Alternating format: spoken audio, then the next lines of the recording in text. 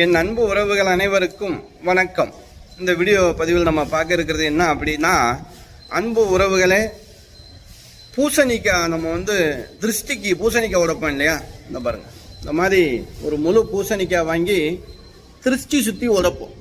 இது எல்லாருமே செய்யக்கூடிய ஒரு வழக்கம்.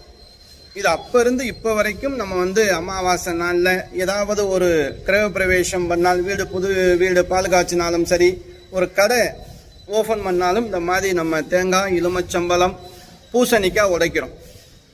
எப்படி உடைக்கணும், எதுல இருந்து ஆரம்பிக்கணும் அப்படிங்கிறத நம்ம பார்க்க போகிறோம். அதாவது முதல்ல எலுமிச்சம்பழங்க, ஒரு எலுமிச்சம்பழத்தை முதல்ல கற்பூரம் வச்சு சுற்றி போடணும். இரண்டாவதாக தேங்காய் சுற்றி போடணும். மூன்றாவதாகத்தான் பூசணிக்காய் சுற்றி போடணும். இதனுடைய விளக்கம் என்ன அப்படின்னா, சைவ அடிப்படையில் நம்ம இதை சுற்றி போடணும். எலுமிச்சம்பழம் அப்படிங்கிறது கோழிக்கு சமம். நீங்கள் பார்த்தீங்கன்னா அந்த எலுமிச்சம்பழ தலை கோழியுடைய தலை மாதிரியே இருக்கும்.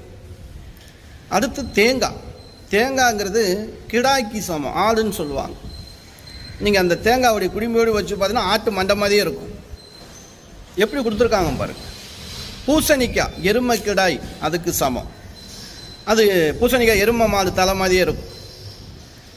இப்படி தான் நம்ம சைவ அடிப்படையில் நம்ம திருஷ்டி சுத்தணும்.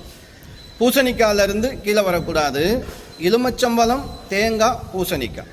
ரொம்ப பேர் என்ன பண்ணுறோம், இந்த பூசணிக்காவை ஒரு கத்தி வச்சு ஓட்டை போட்டு அதில் குங்குமத்தை ஃபுல்லாக போட்டு காசை போட்டு நல்லா நிரப்பிட்டு அதுக்கப்புறம் உடைக்கிறாங்க. அந்த தவறை செய்யாது. இது எப்படின்னா ஒரு உயிர் மாதிரி, முன்னாடி அதுக்கு தொலை போடக்கூடாது, ஏன்னா அது தோஷமாயிரும்.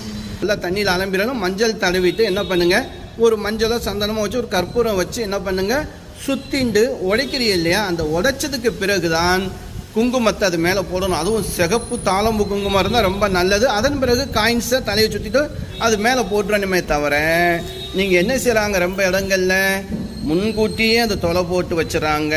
அதுக்கு எந்த ஒரு பலனுமே இருக்காது. முன்கூட்டியே தொலை போடக்கூடாது, ஓட்டை போடக்கூடாது, அதில் குங்குமத்தையும் கொட்டப்படாது. பூசணிக்காவை நல்லா அலம்பிட்டு மஞ்சள் தடவி எல்லாரையும் சுற்றி, அந்த அலுவலக கடையை சுற்றி, வீடை சுற்றிட்டு உடைச்சிண்டு அதன் மேலே தான் குங்குமத்தை கொட்ட வேண்டும். அதன் மேலே தான் தலையை சுற்றி காசை போடணும். இப்படி செஞ்சால் தாங்க திருஷ்டி தோஷத்திலிருந்து மீண்டு வர முடியும். திருஷ்டி சுத்தக்கூடிய முறையும் இதுதான்.